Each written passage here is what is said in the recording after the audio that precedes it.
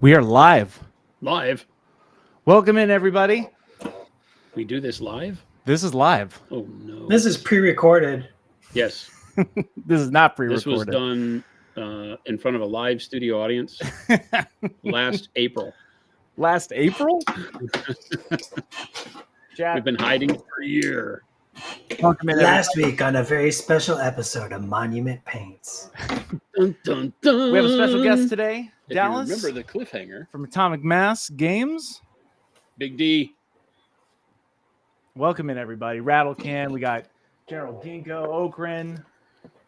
Oh, rattle cans in there. I thought rattle can was like everybody shakes the rattle cans like a That's him. noisemaker. That's the guy. That's where all rattle cans are birthed from, is this member of our community. Oh wow! Shankai's Imposter.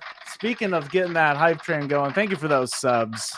We Doghouse. always What's going on, appreciate gang? Welcome in, everybody. Welcome to Friday, a very special Friday stream. As many of you must know, yesterday we had the announcement of the collaboration line of AMP colors done with Atomic Mass Games that Monument Hobbies is releasing. They will be pre-release at Adepticon next week. Like, by this time next week, we'll probably be sold out. Yeah, definitely. Is the unfortunate truth of the matter. So they will go on fast on Thursday morning as soon as the doors open. We already have everybody planning to stand in the longest line ever. So we're excited. It's gonna be great. So we thought we'd do this to get us all kicked off, a nice AMA fart joke stream where we can sit and talk with Dallas and have a good time. So for all the wonderful chatters in here, feel free to slang your questions if you have any about the new colors. You want to see them in action, we'll be painting. Only thing I would say is I guess it's of note to say that this is not a stream where we will be able to answer a lot of questions about like miniature specific things. We're focused mainly on the paints and Adepticon and the classes we're going to be doing at Adepticon. I'm doing my first class in like 10 years.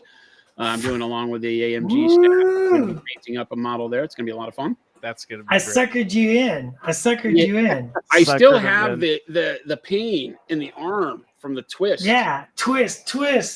Damn it. I'm like, Jason, just do one class. It's a good thing I love you. What do you got there, Jason? I've got Crimson Dynamo. This is the model that we will be painting in said class at Adepticon. Mm-hmm. And so I'm going to do some base coating. I'm not going to go too far. I'm not going to give people the pleasure of seeing the entire thing. You got to come to the class, which is already sold out. If you're not already in the class, you're kind of SOL. But, if you are in the class, it'll be fun. But I'm going to base coat him here. Get him a little prepped, and then I'm going to finish painting this one over the weekend so that I can take a fully painted model to the class to show off. Dallas, what do you got over there? I got whatever people want to see. I got Abomination. I got Gorgon. I have some B1 battle droids.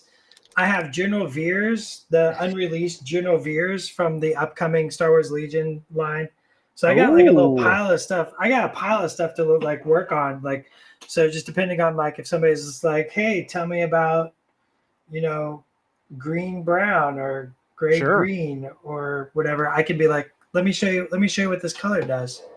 Let me tell you this color right here. The brown gray wash and the Payne's gray wash. Like let me talk about those. I have miniatures ready to show those. Yeah, please. These colors are all amazing. They have already I'd agree. Heavy rotation in everything we do around here over the last few months of testing and showing off and being very how should we put it, not nice to chat by using colors they can't purchase yet. Oh, were you being teasy? Were you being teasy on streamies? I like to say that we do it for the people. We do it for the kid. We like to keep people on their toes.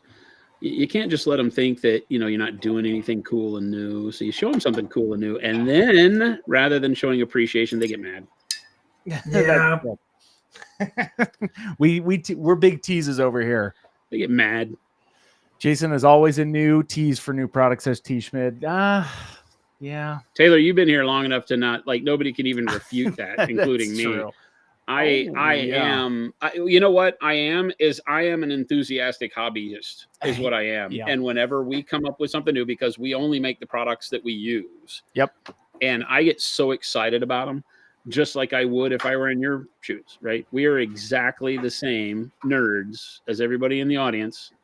We're just on the other side of the filling machine, right? we're able to get it a little quicker than you are. But we're just as excited around here to see people excited as the sets are being made. Yeah. And stickers are going on boxes, bottles are being filled, manufacturing's happening. Absolutely. We all get as it hyped is as you guys hype do. over here. I have the same problem, except for I live 3 years in the future, so I get stuff that I can't show for 3 years. I know. I can't for imagine. 3 years. Yeah, just our Long time. timelines for making miniatures, right? Is like it's Sure. a 2 to 3 year process. So like we get stuff and I'm like, I want to show this. I'm like, that's not going to release for like 2 years. I'm like, oh yeah, that's right. Yeah. And with the licenses, that makes that even rougher, Sure. right? Because you're like, Yeah, just rules to follow.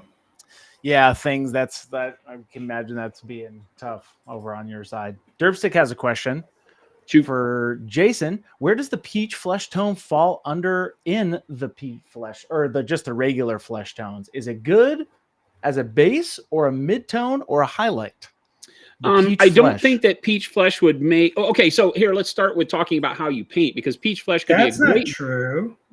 Peach flesh could be a tremendous base tone if you like to start from your mid-tones or your brighter scaled mid-tones. If you're doing like a very pale flesh and then work your shadows back over it, then it's great. Any color can basically be used as a base tone. That's going to really rely, the brighter the color goes, relies more on your painting technique as to, if you like to start mid-tone or bright and then work your shadows over and then your final highlights back over and paint that way, then yeah, it works great. For me and my painting style, peach flesh is more of a mid-tone. So I would base with something like shadow flesh or advanced flesh tone.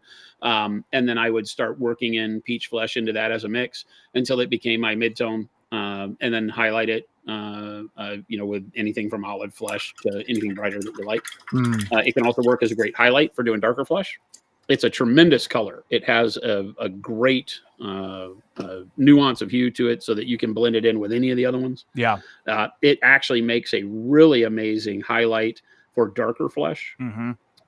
So a lot of people have a hard time when highlighting dark flesh, like African or Central American and things like that. And because that highlight usually wants to lean a little yellow, but not so much that you make it look, diseased.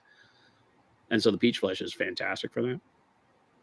And that's actually where that color come from, is like Brendan and I use that color a lot for like the highlights of different things like dark flesh and stuff like that. So that was our mix that we kept going back and being like, we like this we want a peachiness. We need a peachiness. But if you're doing like a pale flesh, like say you're painting an elf or something, right? Like it works for that mid-tone, like you're saying. So like it's that peachiness that we were looking for in the studio.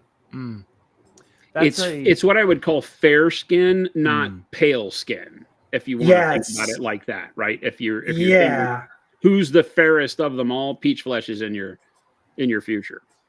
Nice. And that kind of goes into Papa Chicken's questions.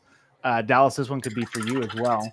Can you describe the process of deciding the colors to come out in the new set? Was there a lot of back and forth and nudging colors one way or another? Tell us about that process. Do you want to go first, Jason?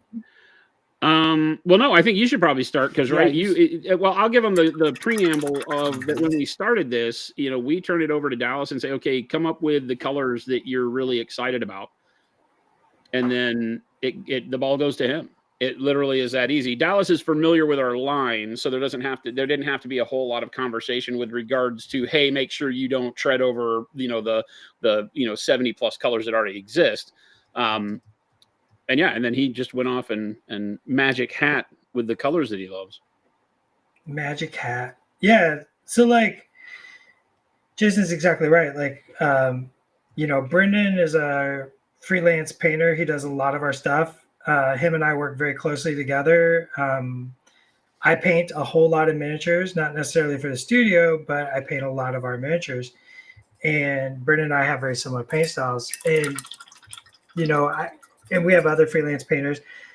as well, and other people paint in the studio. And we just kept having these colors that were like, when I meet with them, I'm like, man, I keep mixing up this like magenta wash that I'm using, or like this, when we do concrete, I really have this like gray green thing that I've been mixing up myself.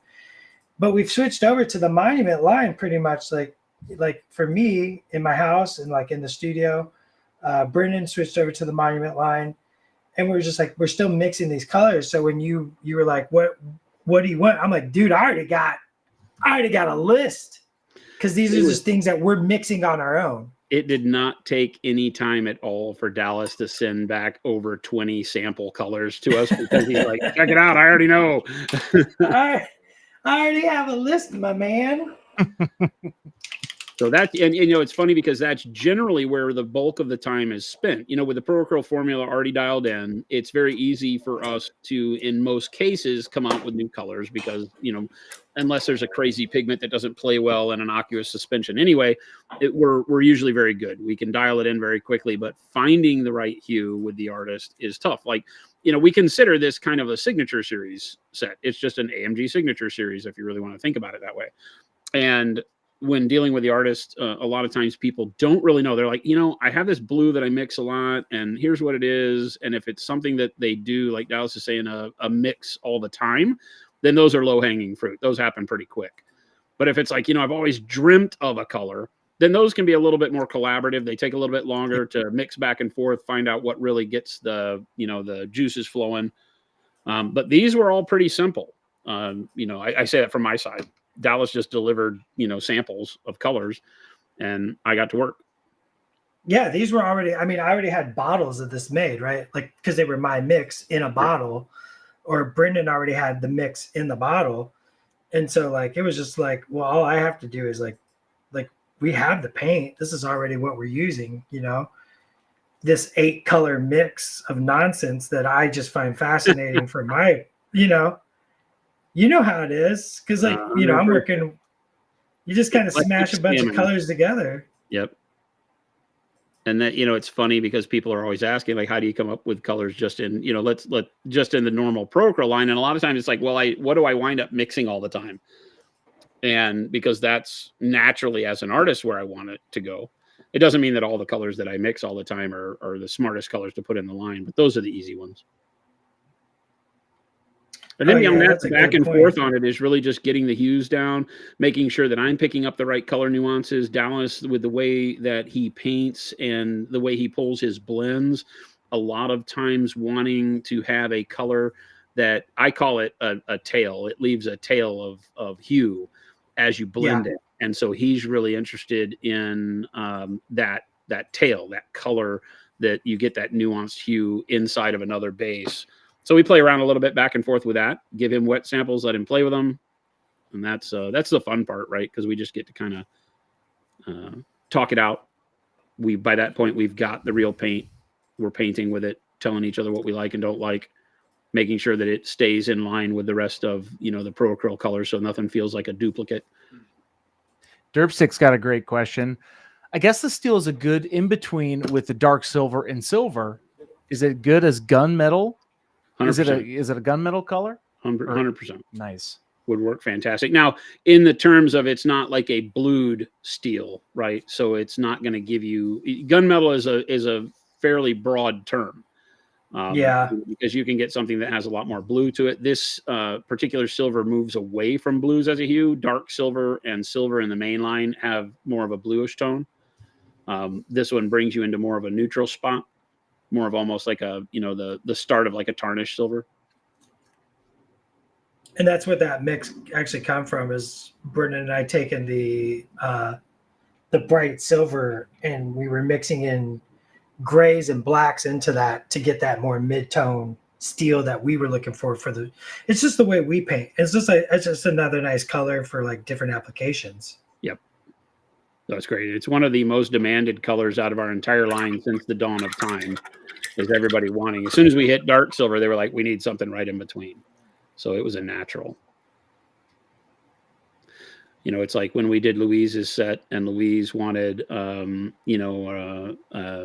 or I'm sorry, the Adepticon set, and Hank, with the reds and the blacks. And I was like, well, we've had this satin black for a long time. That's a tremendous color. Why don't we just do that one? So there are times where we've got really great colors that are just waiting for a home. I use that satin black all the time. Yeah, it's fantastic. Oh, satin black, finishing a rim is always very satisfying. Oh yeah, it's the final trim on your base. That's so satisfying. I just love it because it's like, this is what done feels like. That's what satin black is. Satin black is what done feels like. Mo's asking, when is chat getting their own paint set? Oh boy, chat. Wow. Chat demanding wants the chat signature series. That's called the whole Pro Crow line. It would line, be hot pink and plaid. Yeah, I hear electric salmon is the. Yeah. Oh no. Yeah.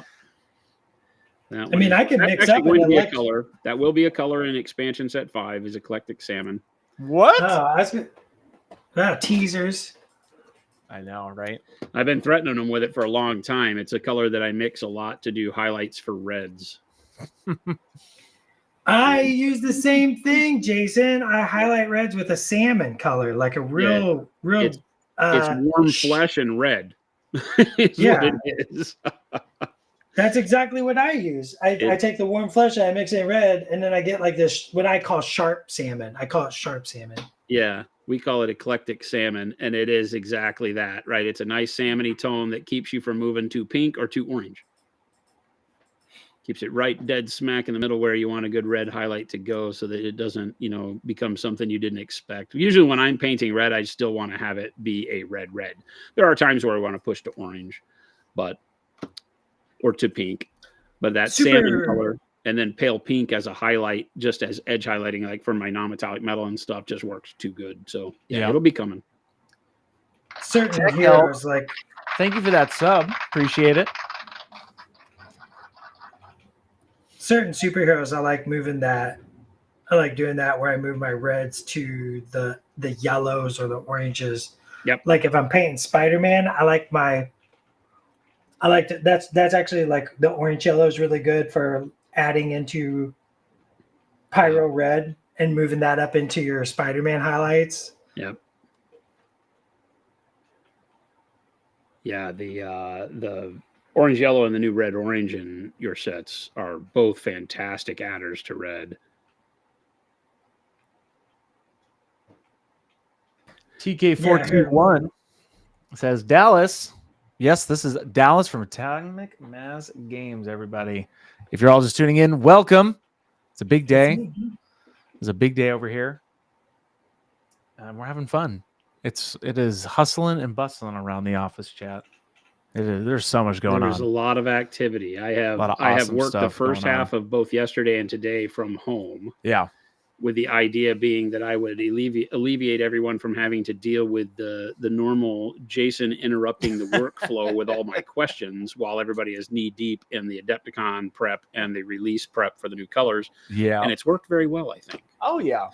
Oh, yeah. I think everybody's, as much as it pains me to say, I think everybody's happy that I have not been here. No, not at all. Oh, yeah. We like having you here, Jason. There you go. Let me read what the teleprompter. We love having Jason here. He's a great guy. He's got a 3x5 card out, chat. I don't know how to feel. I don't know how to feel right now.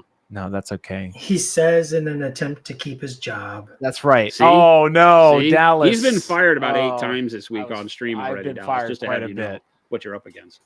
I mean, Schick has fired me like 8 times too. So, I'm not throwing judgment. All right. This week. Just this week. Oh, yeah. I'm fired, everybody. This is my last day. So, everybody. They're used to it. You don't even have to announce it tomorrow. Chat just knows when they come in. They're like, so is this today your last day? It's my last day. Last day, Chris. If you all have questions, be sure to tag me. Mo is saying eclectic salmon, plaid, every shade of pink, a random wizard's butt color, and you have a chat series. Every shade of pink. I love how every shade of pink is there. It's like there are more than what we already have. Wait a minute.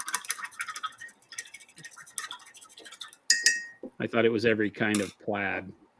I had to tell somebody in one of the threads on the new paints because they were lamenting that plaid was not a color in the AMG sets, and I said, well, they What? technically are. They are a do-it-yourself plaid builder set, is what they really are. Yeah. Right. That's right. I would say so. I would say so. I'm going to take this. Hot pink. I'm going to show y'all my favorite thing to do with this brown gray wash. Oh, please. Check this out. I've got so many options. I can't wait to see it now. All the new washes are tremendous. Ooh. What do we got? A-bomb? A-bomb! Like I just zenith this, and I take this brown gray wash, and we're gonna just slurp it all over that zenith concrete. Oh, and we're that's gonna let that dry, and then we're gonna come back to it with another of the new colors. It's almost like I've been painting with these colors technically for like 4 years. 6 years. That's awesome. We're going to do his base while we're at it. All of my, if you've seen any of my Marble Crisis Protocol, this is literally how I do my concrete.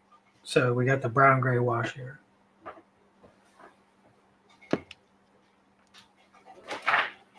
Works on any concrete that you might be painting now, of course.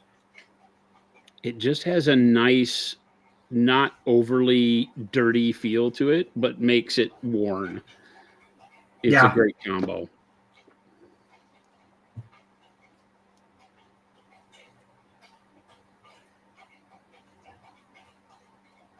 I need to get this fella painted. Oh, here's a good question. Do the new washes need to be thinned before doing any going into the washing machine? Now, a more simplified question of this is, do you have to thin the washes at all? You can. Do you have to? No. You can just right out of the bottle, damp brush, slurp them on. You will get a higher tint strength the less you thin, just like with any paint. So they are made to be really good right out of the bottle. They will give you a lot of color that way to keep you from having to layer. Or you can, if you're using them in a little bit more nuanced way, you can thin them however you like. Apply them and layer them back up. Use them as just a very slight filter on things. Our washes are great for that because they don't pool up the same way a lot of washes you may be familiar with are. So thinning them and using them more like a paint is a great way to use them. But you can just pop them on. I use a lot of y'all's washes just like a paint. Exactly like. It's just kind of like a glaze out of a bottle when you get it, Yeah. A little bit more dampness on your brush. That was the whole reason. I don't use a lot of washes. So like everything, in order for them to really see the light of day, I had to add a little more flexibility into them so that I would find myself using them. And I do use the washes a lot. I use them as color filters to where I'm not looking for the shade aspect of a wash. A lot of times when we say wash, what does that even mean? It's a term really only relevant to miniature painting. And it is really built around the idea of a shade. You slop it on, the pigment falls into the recesses and darkens them up so that you get your shadows very quickly over, a primed model, base coats, things like that. But they're much more than that. As a filter, when you start thinning them down, you won't have as much of that pigment collect in the recesses, so it stops acting as much like a shade and more just like a thin glaze. So I'm going to do that actually right here. Can y'all see my palette right here? Oh, it's a little out of focus. Focus it in a little bit. Let me focus that in. So I'm actually going to do this right now, exactly what Jason said. Like that concrete, I just slopped it on, right? And then this is the Payne's Gray Wash. And I'm just going to thin it really, really down, right? So I'm just adding a little bit of water there. It's really, really thin. And then I'm going to take our Gorgon, get him in focus. I'm good at this. So there's our Gorgon. And then I just used our new silver or steel on top of those legs and his mace.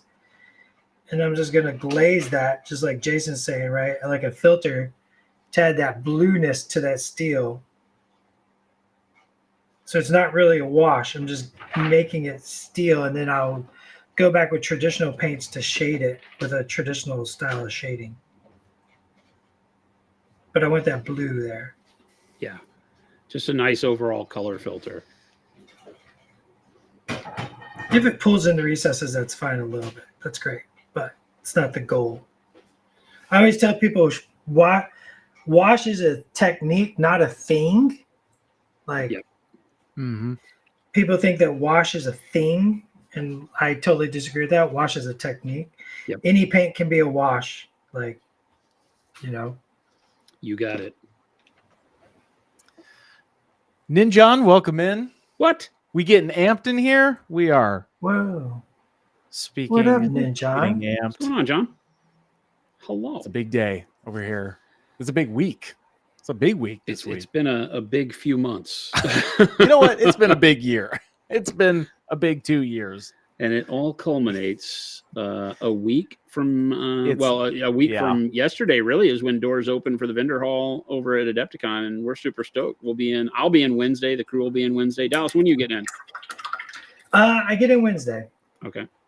So we'll all be in Wednesday. And I'm looking forward to seeing everybody there. It's going to be super fun. Here's going to be a big one at the new Milwaukee Baird Convention Center. That place is absolutely crazy. It's huge. When we walked through, I was blown away. I was like, oh my God, it doesn't matter how many people we put in there, it's going to look empty. It's so big. They I don't know the numbers, but I heard they sold some numbers. They have increased beyond what their expectations were, which is awesome. Yeah. Hank is really good at being conservative so that he is always happy.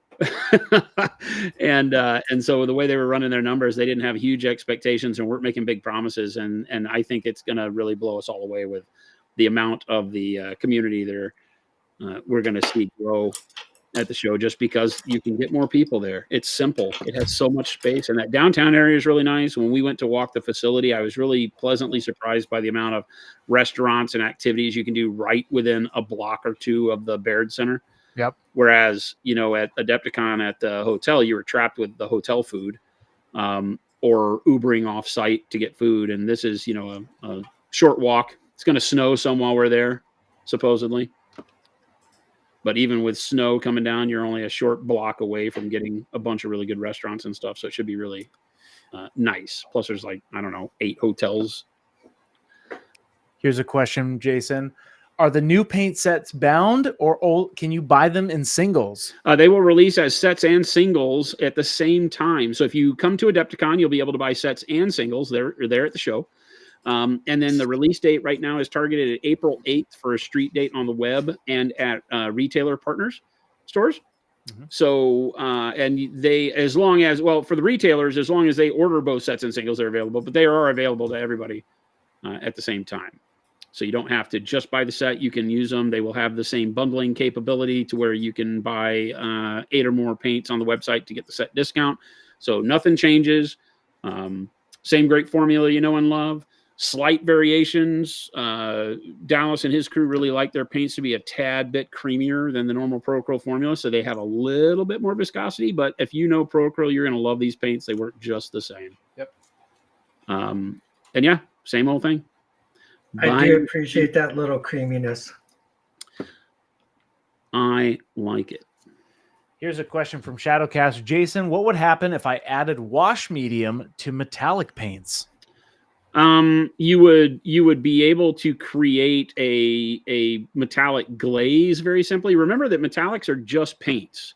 So, the same way that Dallas is saying a wash isn't a product, it's a technique. Remember that metallics, they're not some special crazy thing. They're just paint. They happen to have a physical component that gives the reflective quality. In our case, it's mica flakes. And the mica flakes have, a heavier feel to them because they're heavier than pigment. They're more substantial than just the normal pigment. But I use water and I glaze with metallics. So think about it like if you were to make a glaze or a wash out of a metallic color, you're going to be able to give a little bit of that metallic reflective sheen to the thing that you're painting, but you're going to see the color that the thing already is, right? So if I were to paint, Crimson Dynamo this royal purple, and then I were to glaze a metallic over the top, I would have that metallic sit over the top and give it the shine, but the purple would show through more, the more and more of the glaze medium that I add to metallic. So just like thinning any paint, you're just going to lower the opacity. Now, in that lowering of opacity with the metallics, you're going to retain that metal flake. So you get that other added component that will throw a curveball in there, but it's definitely fun playing with. What model are you working on, Dallas?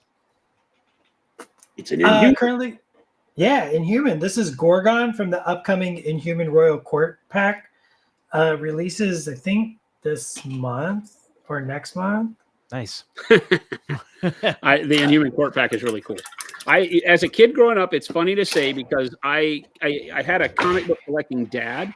So there's probably very few kids from my day and age that would say this, but Black Bolt was my favorite comic book character. Do you want to see King Black Bolt from this pack?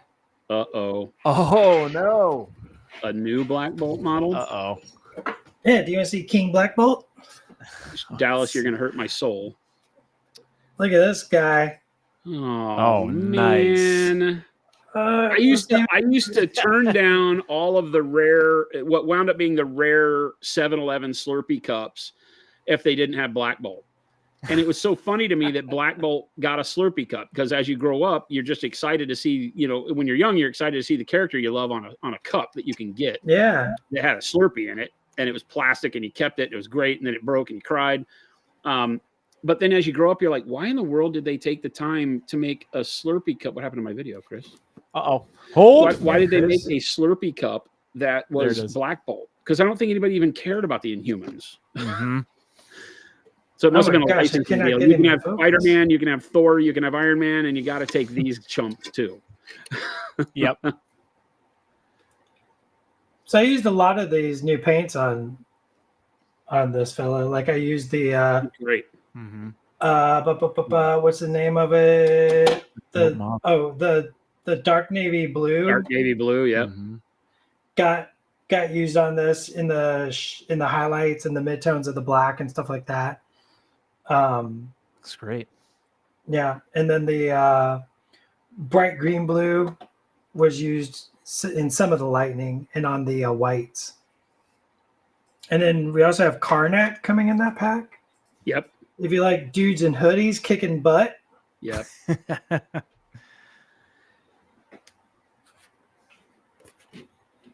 Sorry, I'm by myself, so I got my own camera I'm dealing with here, and I got. No, you're good. You are doing great. I love this miniature. That's dope. It's just punching your weak spots. That's what he does.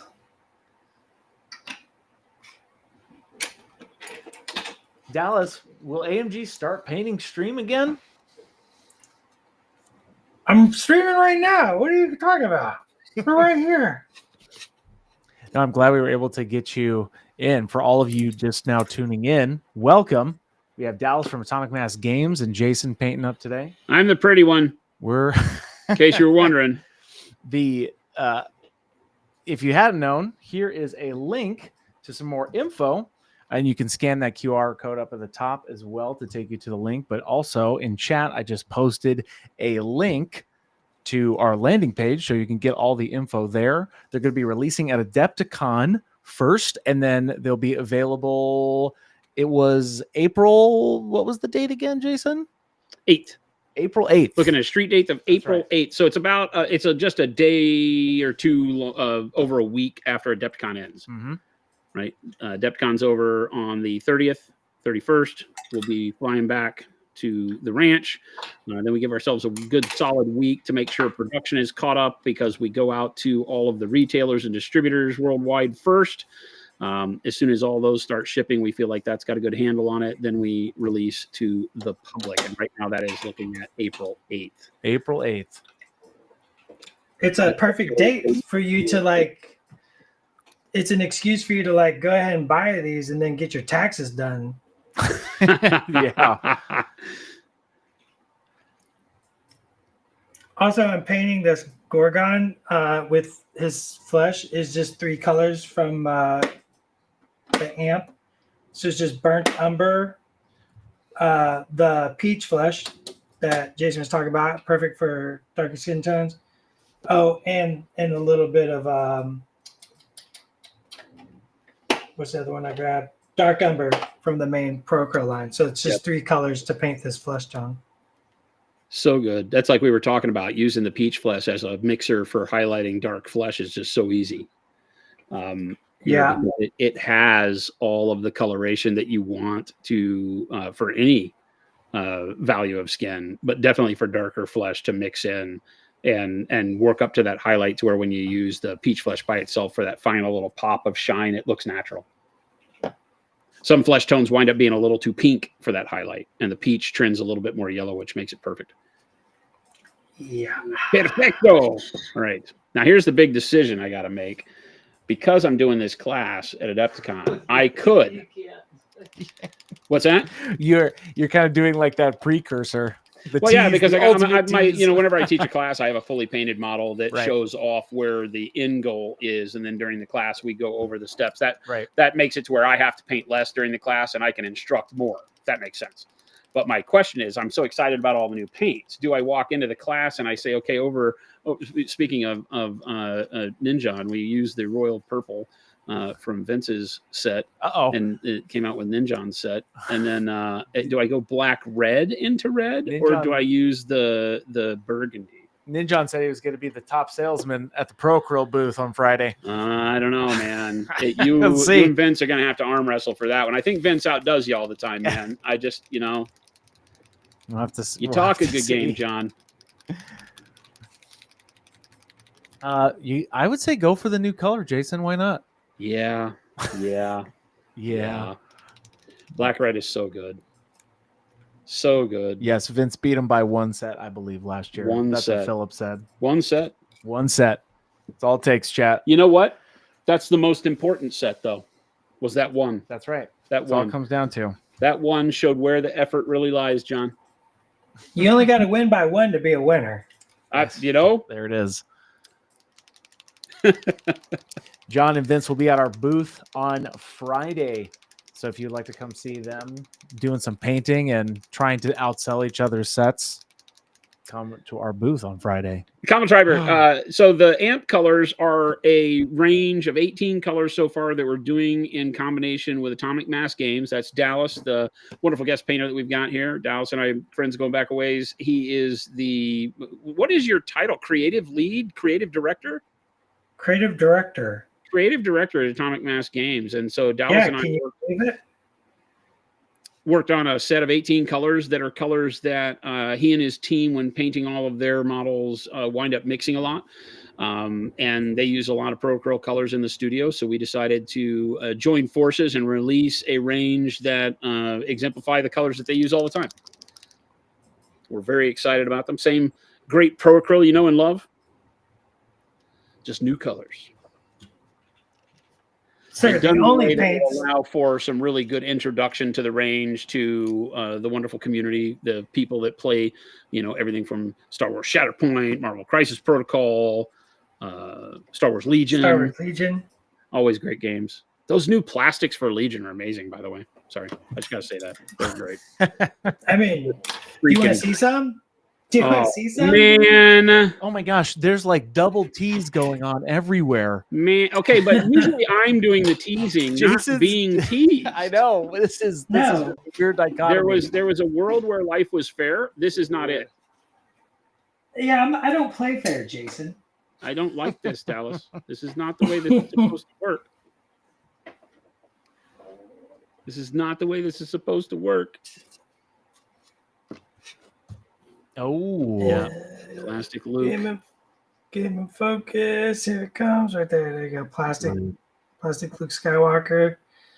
This miniature has actually got 2 different torsos, so you can do it as like the when he's on, because he's got like a tunic when he's at Jabba's palace, or the just the vestment when he goes to fight the Emperor.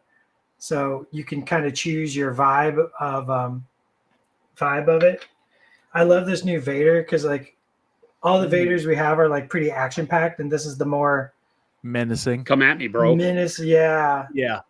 Oh, that's awesome. That is I like the I do not simplicity. worry about you or your entire kind. That's Yeah. I love the simplicity of that one too. Looks great. And then, of course, like some stormtroopers. The scale of the troopers is really nice. I think that's my big Yeah. takeaway from the plastics is I really like the scaling of them now. That's the new black red you're using, right, Jason? This is black red 50/50 Okay. with the royal purple. Yes. Nice. And boy, is it the right choice. Crimson Dynamo is exactly that. He's crimson red. So a little bit more of a violet hue to it. A little bit colder red, if you would, than, say, Iron Man red. So he's the perfect model. When Dallas was like, you want to teach a class? I was like, yeah, I could do this. And he's like, what model? And I said, let's do Crimson Dynamo because he only has one color on the whole model. So that makes that easy. I don't think there's any other than the repulsors in his hands. I don't think you have to use anything other than the colors I'm painting. Well, and the repulsors is the most fun part. No, I know, right? I get to do some OSL glow on it, which is not part of the class. That's a future. That's Jason. my class. That's my Jason. class. Yeah, let's go to Dallas with your Crimson Dynamo afterwards. Oh, we should have done that. We should have had a progressive class, Dallas. That's our start here for basing and mid-tone blending, and then go to the next class with your model to learn the next stage of highlighting or whatever, and then the next one for effects, and then basing at the end. Let's keep this in our pocket for next year. I like the way that sounds. That would be rad. Then people come out with like a completed, really bitchin' model. That'd be great.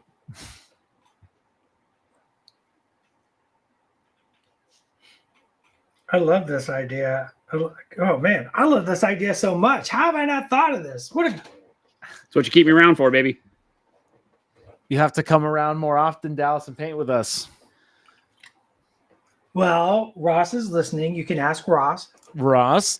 Dallas always defers to his handlers, I call them. Oh, man. Okay. I'm going to be a little honest. I might have a writer for when I go to Adepticon. Oh. And that writer might have cupcakes on it. Like, I'm just saying. What the Adepticon is the show for treats.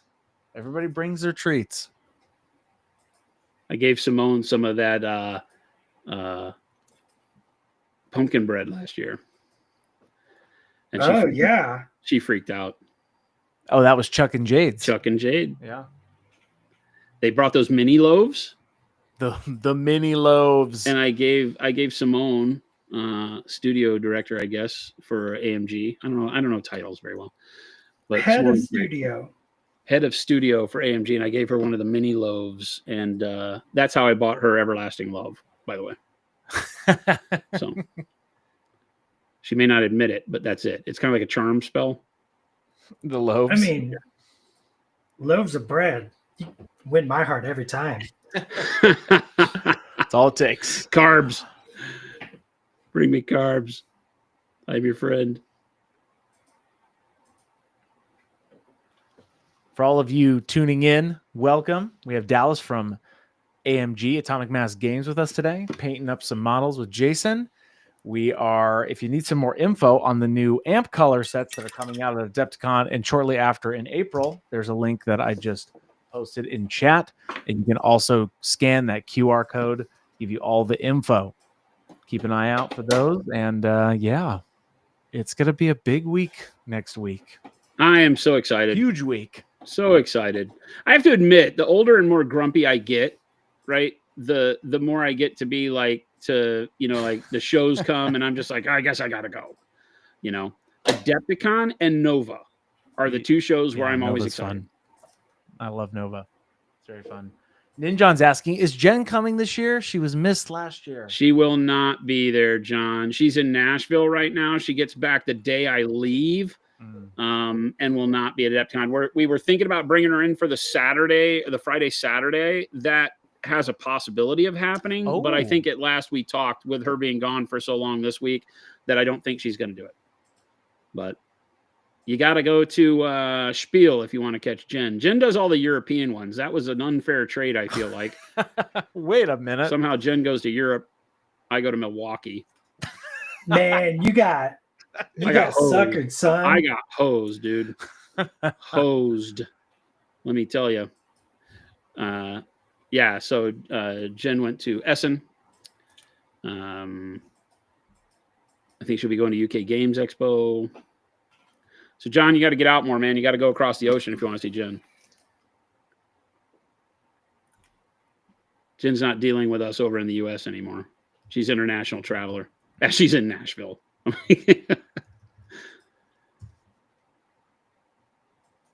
Milwaukee is the Europe of the Midwest.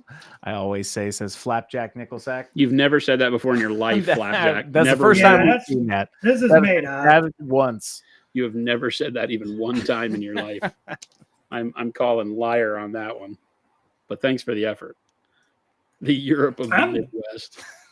I love how you localized it even to the Midwest. You didn't even make it. That's the Europe of America. No, it was just the Europe of the Midwest. Milwaukee's actually really great. What's that? I'm stoked for Milwaukee. Milwaukee's actually really great. Great town. My partner has been stalking all the James Beard award-winning restaurants and the what's the other award? Michelin star restaurants. Yeah. And apparently there's just tons of really good food to be had around the area. So I'm stoked. And cheese. A lot of cheese. And cheese. A lot of cheese. Cheese, grommet. We were just talking about that the other day. Reference. Now the stream begins. Now the stream begins. That's the right. Chickens, they're conspiring. So good. Here's a question. So what's up with the magenta wash? What do you mean what's up with it? It's amazing. That's right. What's up with this magenta wash? What's up with this magenta wash? It is amazing. Jason, for flesh tones, absolutely awesome. Amazing.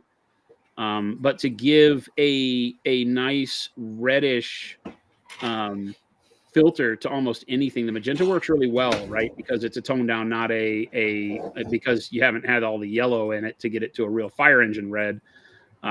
It just works really well. I have really fallen in love with it for using on flesh tones. You can imagine base coating your Caucasian flesh tones and then doing a quick wash or filter with the magenta and then going over it with your mid-tone flesh. It gives you that blood under the skin feel very quickly in a way that I think is more easier to relate to for newer painters, especially. Whenever we show our underpainting techniques, that is a more advanced technique because it requires you to do a lot of glazing and filtering over the top to really pull it off. And things like those magenta washes, the Payne's gray wash as a shadow on flesh is spectacular. So they give you a way to bring those same colored nuances that give more dimension to skin tones in and not have to be as, I don't want to say necessarily confident, but you just don't have to have been painting as long to get really great effects with them. And then on the other hand, they're just great filters. So in the hands of experienced and more confident painters, there's no end to what you can do with the wash. There's that magenta wash on Dallas's palette right there. Yep. There it is. And Jason is nailing it. This is that's 90, I'm going to say 70% of what we use this for is you can glaze flesh tones, super dynamic hair colors, like when you want a purple hair or a pink hair. I love using this over top of the pale yellow in the monument line or the bright ivory. I use this mixed with a little bit of the pyro red, lightsabers and special effects. It's just super punchy magenta. It brings a lot of vibrancy and life to your painting. So and like glazes. We use the phrase wash. Once again, wash is not a thing, it's a technique. But I use this more like a glaze.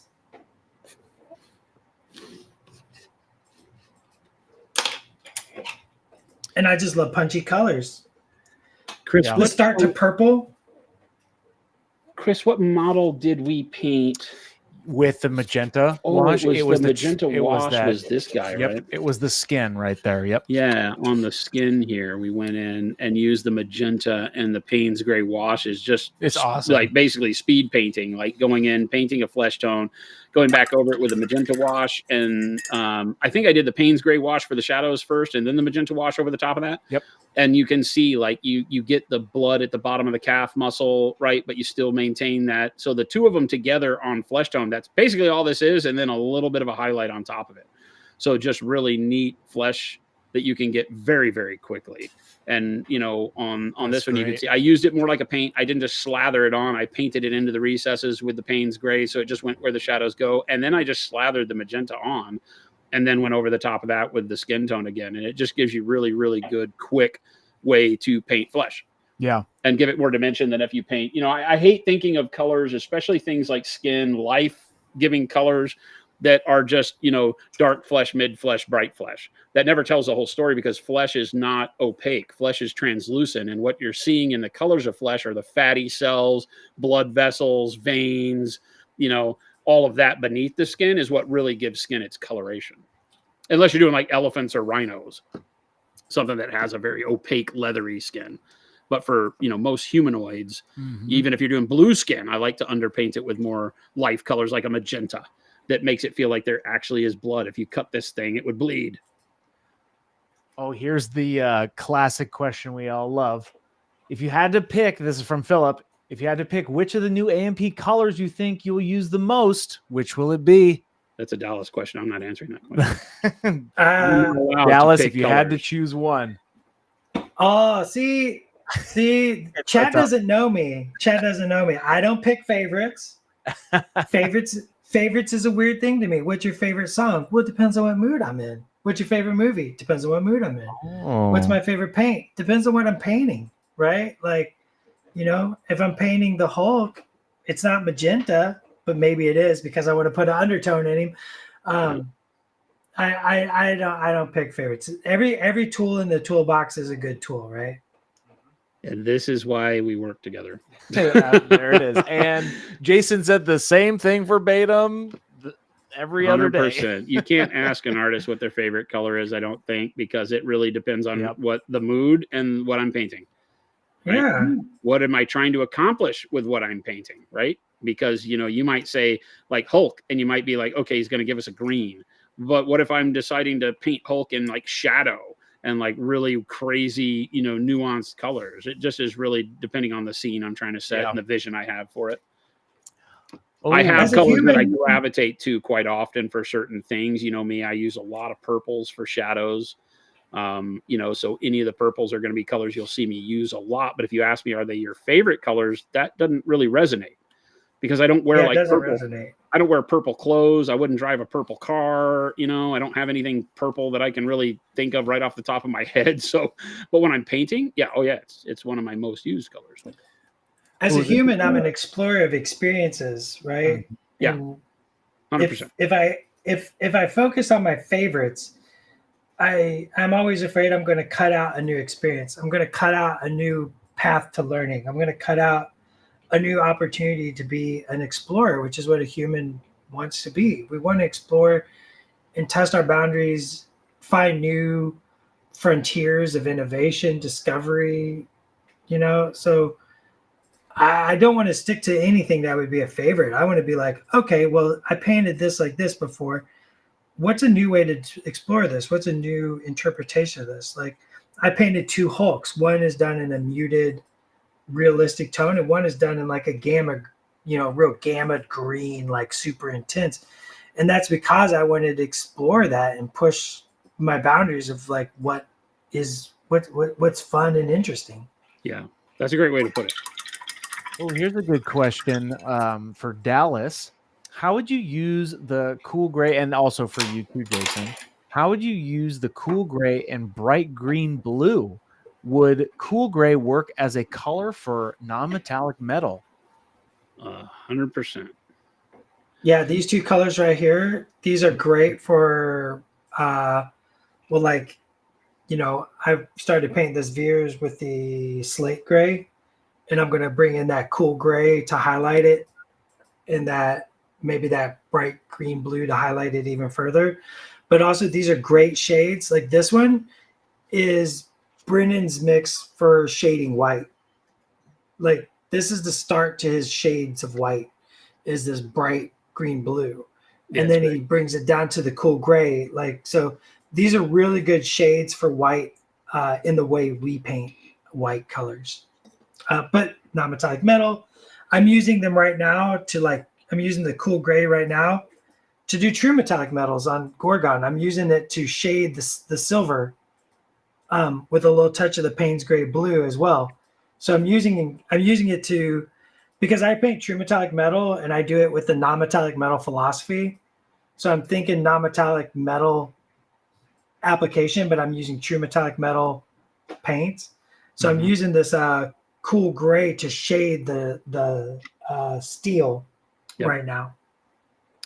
Yeah, a lot of people, it's like we go back and said earlier when we talk about metallic colors being they're just paints. They're just more colors in your arsenal of paint. They just happen to have a shine to them. Remember that you can use opaque paints to mix with them, to glaze over them, filter, all sorts of crazy stuff when you get your mind in that mindset. This entire sword is done with the dark navy blue, the slate gray, and then the bright green gray, right? And then just a punch of white on the highlights, just to show you that really quick, down and dirty, non-metallic metal can be done with just those colors. So here's a question from Gosu. Essentially, are they any different from the regular range? Essentially, these new colors.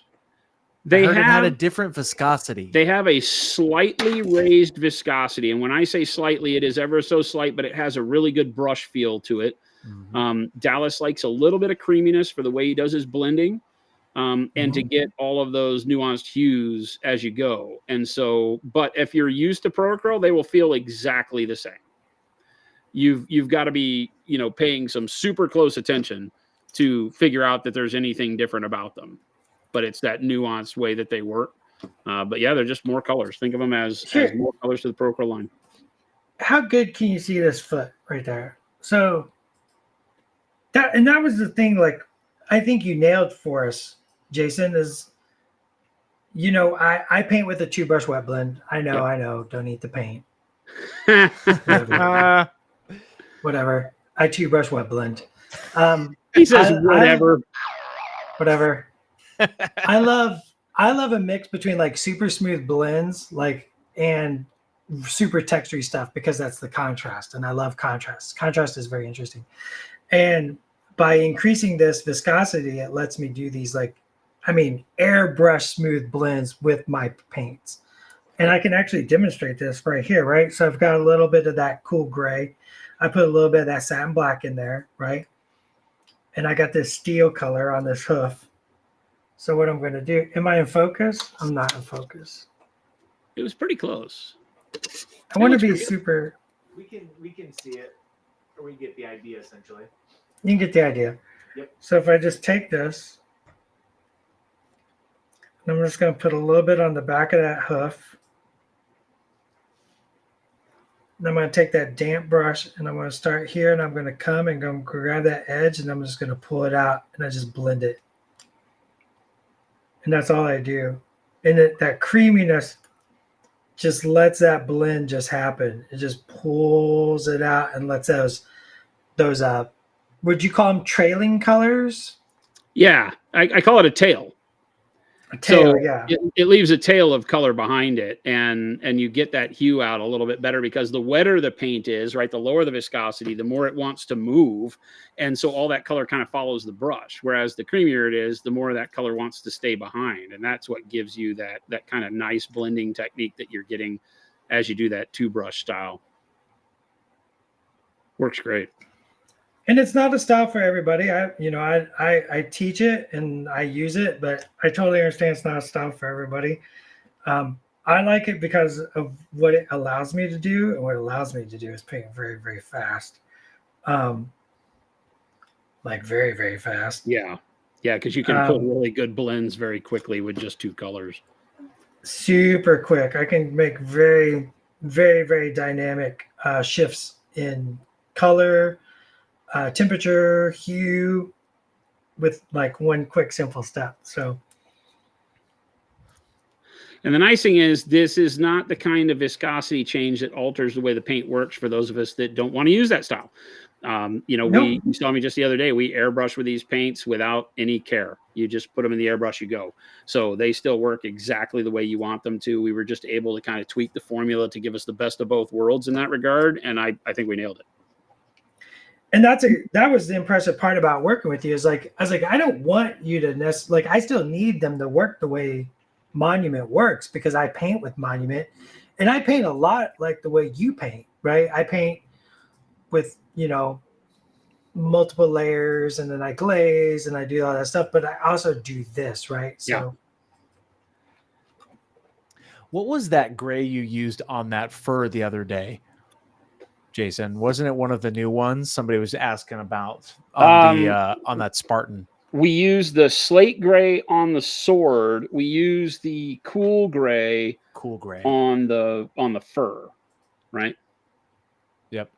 So we did cool gray into bright neutral gray on the fur background. It was dark warm gray first, and then cool gray over the top of that. That's a cool gray. It's a very cool gray. It's a very cool gray. Turns out.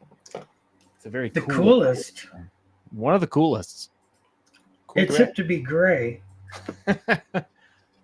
This is such a great set for me, because I love desaturated tones, right?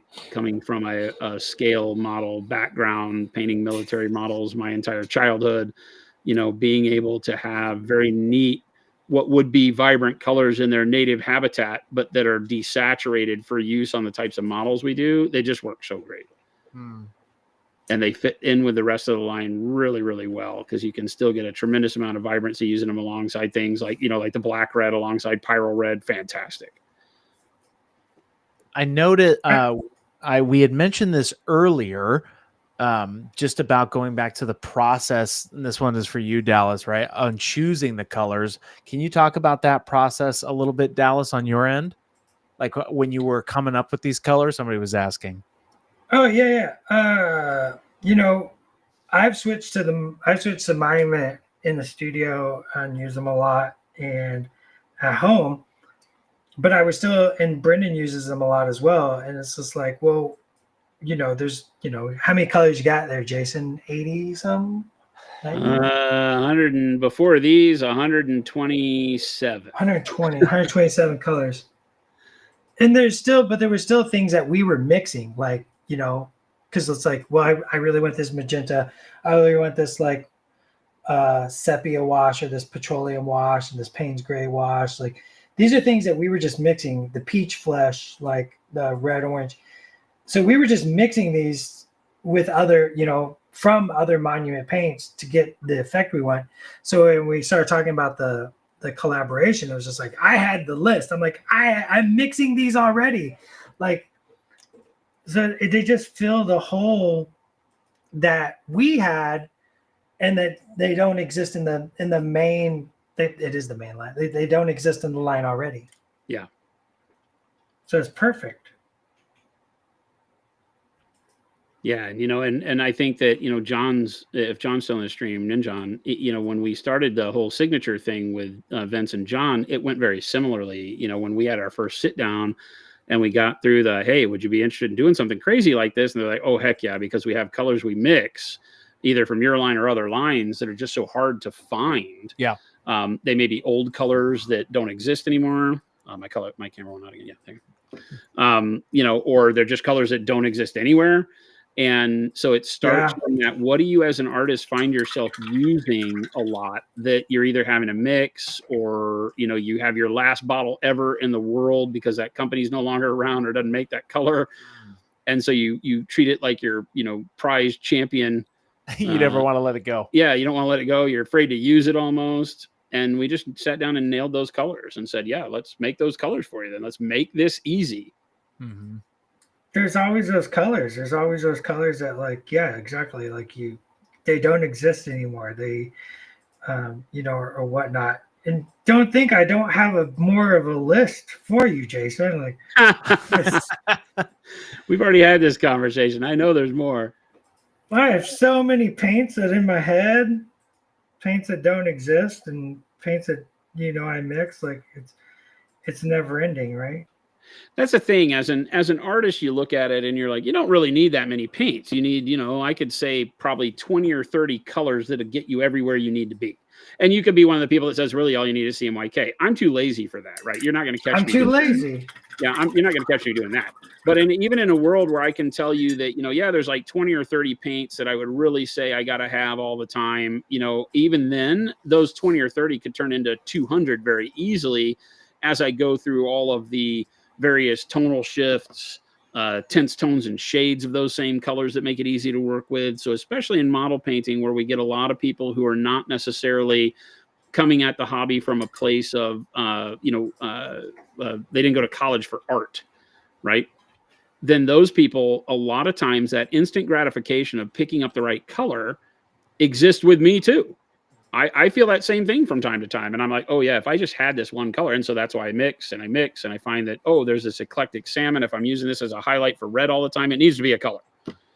And 100%. That's where these come from. I can make any color, right? I can do the CMYK, black, white.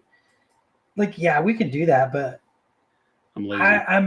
I'm lazy, and I just want to reach over and I want to grab. And Ninjan says he's excited. He doesn't have to use dark magenta for glazes and washes now. Ninjan, I was literally doing that. I was taking your dark magenta, and I was adding a couple other, like I was adding a little bit of yellow or red into it to make my magenta wash. Yep. Like, because I was like, it's a good color, but yeah. I need it to do something else.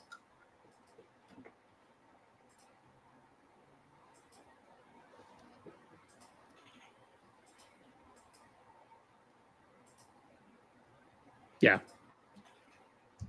Here's a question from Tech Elf. Can I ask who started the conversation about collaboration? I think overall Dallas and Jason have known each other for a long time, so it's been always, I'm sure, just always talked about. It's funny because it goes from a business collaboration standpoint, it goes all the way back to Privateer Press. And getting paints and samples and things. They obviously they did their own paints then, and now it just kind of extended in through the friendship and the talks at conventions and hey, have you ever thought, and let's get you some paints, and then things just evolve like that, right? You have good product, you have good relationships, and I think people, as we talk more and more, it just becomes, hey, have you ever thought of this? And I really, honestly, I can't remember if I approached Dallas and asked, or if you approached me. I think it really just came out of our general conversations. And as we do, we kind of joke and say, what would be cool is if one day we did this, and then one day happened. And one day happened. Like, you never know when you fall in love. You just fall in love.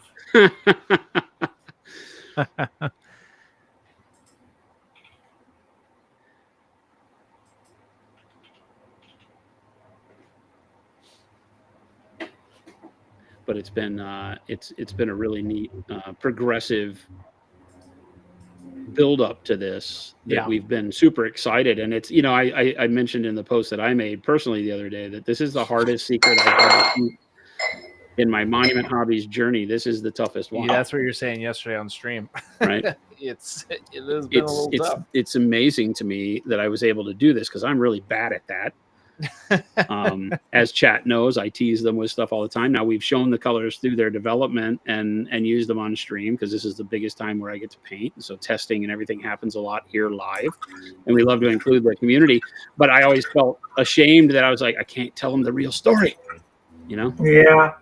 Why did you choose these colors? We've been asked that a lot. And I'm like, well, I just think they're cool. I can't really. I may have been on a stream a while back where I was actually using the colors, and I was just like, I just mixed this up. And like, Yeah. I just mixed this up right here on my palette. Technically true. Technically true. Oh my God, black red is such a good color. And that's straight black red right now, Right, right? I'm doing straight black red. Nice. You got it. Here's a question from Derpstick. Definitely going to buy the magenta and Payne's gray washes. Is it still worth getting the regular versions of those colors? 1,000,000%. Payne's gray as a paint and Payne's gray as a wash are, while the same hue, very different and very much needed in both their forms. Payne's gray as an opaque base for things and mixer for things is a color that you will just use once you find your stride with it. You'll find how great it is for shading and manipulating shadows in various ways, as well as if you're doing non-metallic silvers, it's just a go-to. But as a shadow color, it falls right in line with like dark purple or royal purple in my usage. So yeah, I have them both at the ready all the time. Payne's gray is one of the favorites for shadows for sure. Do you do Payne's gray like base coat and then highlight with bright green blue or the cool gray? Yep. Like build up your highlights and then use Payne's gray wash over the top to pull it all together. You got it. Just like when we show people how to paint black and we start with black, go through grays and then do like a black wash or filter at the end to pull it all back together into the world of black. Same with the Payne's grays. We just did that recently where we mixed the Payne's gray and the black together on Antonio LT gray, right? That's right.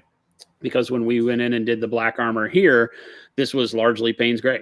Yep. There's some dark purple in the shadows, but it's largely Payne's gray as a way to make the armor appear black, but give those nuances that black has. You very rarely find things that are just pure black that are not intentionally that way. Once they've been used and beaten and dusty, and as many of the models that we paint in our world of fantasy and sci-fi, they get used. And as they get used, you have other colors, whether they're environmental or, reflected light from dents and dings. You find all sorts of cool nuances you can put into them. And Payne's gray just handles that so well for blacks and metals in the steel variety so well. Yeah, absolutely. The shadow color of Payne's gray is one of my favorites.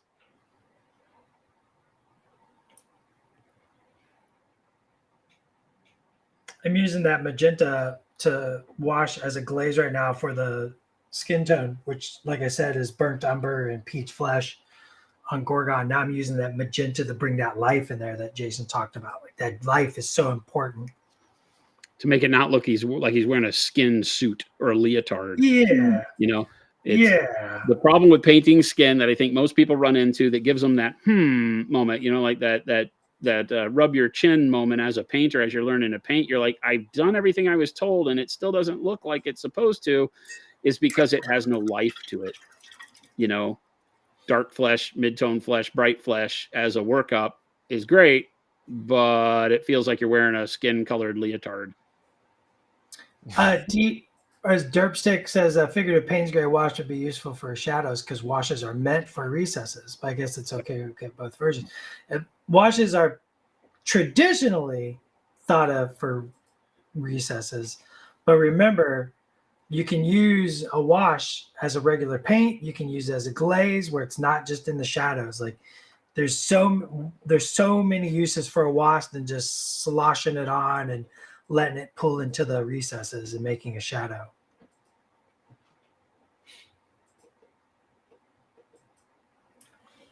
We have such variety to show you.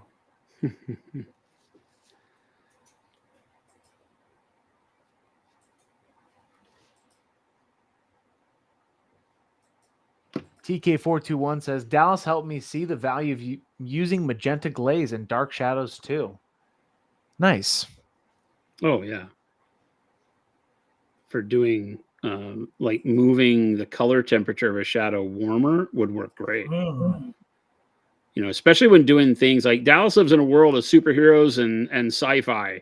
And it's much different sometimes to be able to, stress colors into realms that you might not normally do in your standard. But if you're painting like World War II miniatures, it's not going to have that same effect. But if you're doing like Phoenix or you're painting the X-Men and you want to give like a warm glow in the shadows from some sort of weird psychic energy, or you get all sorts of really cool ways that you can drag color that would be outside of the norm, where we might use just a Payne's gray or a dark neutral gray. Throwing a little magenta in there would work. He was talking about, Dallas was talking about using it on things like lightsabers and OSL effects like flame effects, because that magenta over yellows will just give you such a pop. Oh, yeah. Oh, yeah. We can do that. You want to do that? Let's do that. That's great. It's almost I'm like here to party. I'm here to party. I wore my party shoes. You got your party pants? I got my party pants, my party shoes, my party hat. I came to party. Somebody says you need to get that thumb checked out, Jason. This is so after today, this is the kind of day where when you go to a restaurant tonight, this is a problem. Yes. This is something that not only for the people who look at me, but from out of the corner of my eye, like I'll go to pick up my glass and I'll be talking to you, and out of the corner of my eye, I look like, oh my God, my thumb is bleeding. Yes. What is going on? What have I done to myself? And then I have to remember that, oh yes, I'm an idiotic painter. So I might be teaching a class at Adepticon that is all about special effects. If you can imagine how many special effects I have to deal with in my day. Yeah, that's what I was saying with like superheroes, and it's awesome. Yeah, it's great. I love special effects. We're going to paint this. This is how I start everything. Bright pale yellow, right? Just if you're going to do something, if you're going to do some special effects, bright pale yellow. Just start there. I don't care what color it is. Red, blue, green, magenta, purple, like neon black, whatever color it is. If it's special effect, bright pale yellow. And we got to let that dry. Bright pale yellow gives you such a good base for warm effects because it acts as a white. It gives you the value you want. But it has a warmth to it. So especially if you use stuff like the magenta over it, now you start getting really punchy colors as opposed to bubblegum colors if you just paint it white first. Yeah. Have you taught everybody how to make hot pink out of your color range, by the way? Like it is a highly requested We purposefully avoid hot pink around here. We do. Only because Chat taught them how to mix it. Chat asks for it a million times, so we avoid it. We have given chat all they need for hot pink. You haven't taught them how to mix it? Rude. Oh, we've shown it. Oh yeah, we would do like a bold pyro red and the pale yellow, not bright pale yellow, but a pale yellow, and then usually transparent red. But now with the magenta wash might work really well in there. Yeah. Magenta wash, and then I've been adding, like I add a little tiny touch of where's it at? The Rogue, the ultramarine from Rogue, or the straight up blue from the main line. The main line. Yep. I just add a little touch of that blue, and man, it makes it zesty.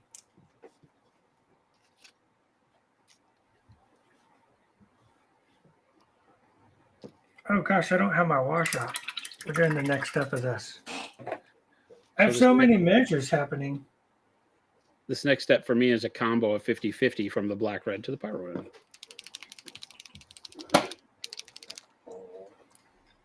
My next step of the concrete is the brown gray wash with a little touch of satin black to increase the shadows.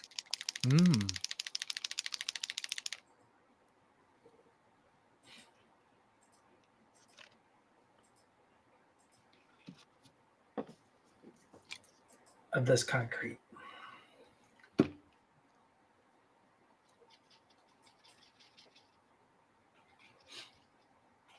House of W says, I love seeing my favorite Chaos Gremlin Dallas on the Monument Hobbies stream. Chaos Gremlin.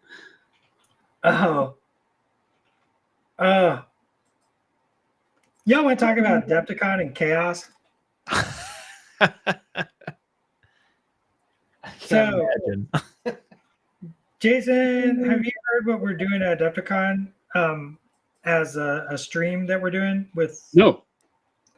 So, last year at Adepticon, Matt DiPietro, you know him. Yep.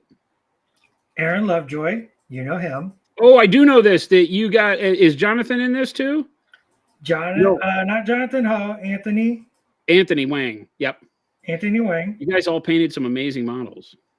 They approached me and they were like, we want to play a game of Marvel Crisis Protocol against you next year at Adepticon 2025. And I was like, that sounds great. And then I got everybody at Atomic Mass Games involved, including the development team.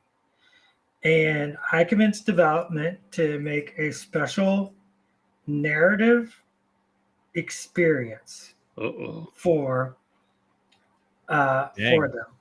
Okay. And, That'd be fun. It's chaos. So it is. I'm going to be. They painted 10 characters. A Marvel Crisis Protocol. You have 10 characters in a roster. Yep. And then normally you'd have like a point system, right? And you get to take so many points out of your roster, and that's how you play the game. This is not what we're doing. I'm just letting them have 10 characters. They get 3 on the table at a time, and I'm playing Mephisto, and I am making deals, and there's no rules. I'm just making stuff up and just gonna ruin their day. Oh no. But I'll show you all here in a minute as soon as I get this black done. I convinced Sculpt to get me a special Mephisto just for this event. Oh wow. Ooh. So you've got a cool 3D print? I got a really cool prototype, and it's all painted up. I'll show it here in a moment. And I also converted 3 characters to go into my squad, and I'll show one of them. Ooh.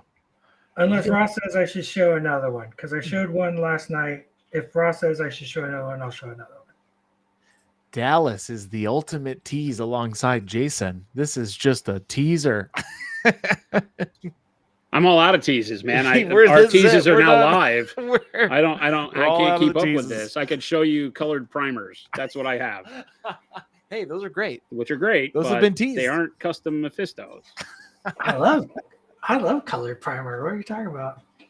Yeah, we got red oxide, dark purple, and bone on the way.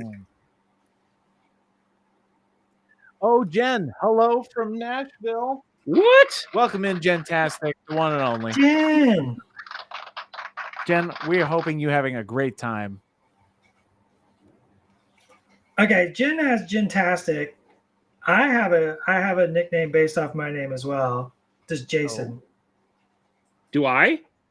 Yeah. I'm Slowfuse. Everybody just calls me by my internet name, which was Slowfuse. Or Fuse. Yeah. Or Fuse, right? So that's the one that is always does. Because with a last name like Craze, you don't really need anything else. I mean, with a name like Dallas, I don't get nicknames very often, but yeah. But I got Abracadallas. Abracadallas is great, by the way. I like it. Okay, I shaded my stuff. I'm going to show you my Mephisto.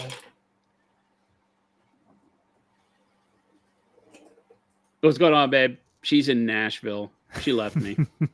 She's hanging out with her friends in Nashville. They were line dancing. That's great. There you go. I was testing out my little chat thing. Ooh. Check that out. I'm mad. That's dope. That's amazing. Very, very cool. And then I converted. You show another one. Uh-oh. So I showed this one last night. This is my Juggernaut Spirit of Vengeance. Ooh. All right.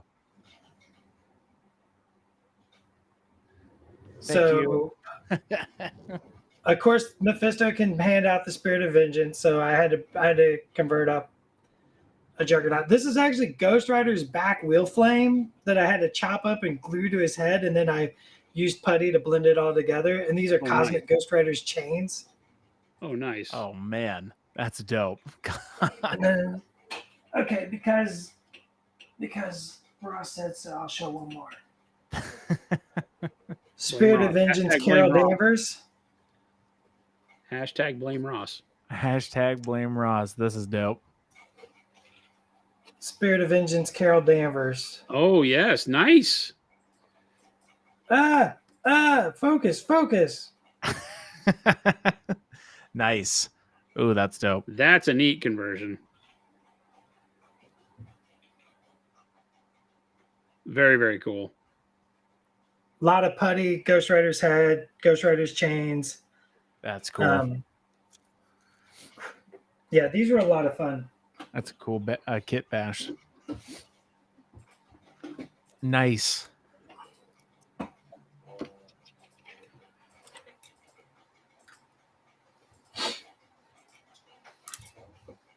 What are we working on?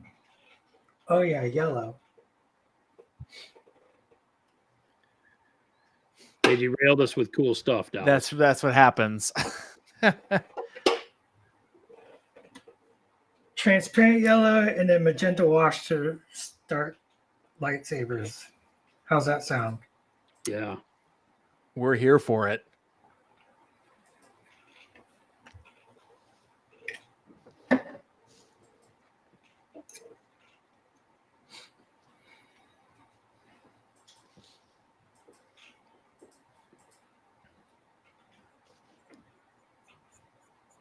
All my red lightsabers start with a good holy dose of yellow. People forget all good reds come from yellow. Yup. Well, I say that as I'm using black red here, and that's not the case. But Here's a good question. Do you have any tips for airbrushing pro acryl? I've tried it out of the bottle and got a lot left on the sides of my airbrush cup. Is there any way to avoid that? less paint, number one. One of the biggest problems with people that are airbrushing water-based acrylics is filling the cup too much. Make sure that you're never filling the cup up higher than the spot where the reservoir hits the needle chase. You don't need a whole lot of paint. The paint, just by the very nature of water-based acrylics, will start to, what I call skin over. It starts to cure, right? And so it's skinning over and leaving that skin on the cup, which is difficult to clean.